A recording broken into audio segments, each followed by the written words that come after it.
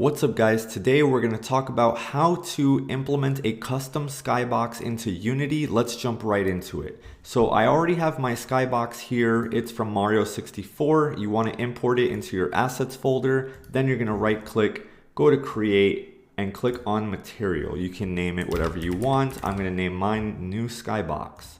You can click on your material and on the right hand side, you want the shader to be skybox, and then you're going to click six-sided.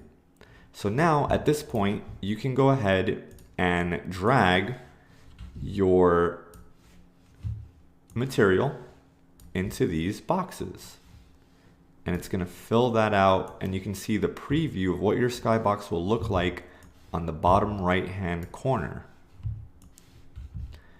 Okay, and over here in the preview window, I can actually rotate and look around by holding left click on the mouse. So next, you notice it's not updating on the scene view or the game view. So what you're gonna do is you're gonna go to Window, and you're gonna click on Rendering and Lighting. And then you're gonna go to Environment, and you're gonna change this from default skybox over to your custom skybox that you just made.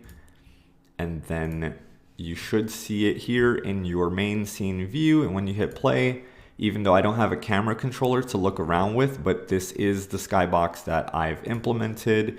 And yeah, that's pretty much it. So these are the file types that Unity will accept for a skybox.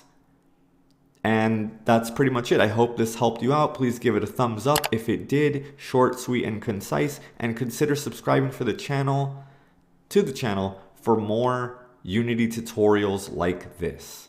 Thank you guys for watching. I very much appreciate it.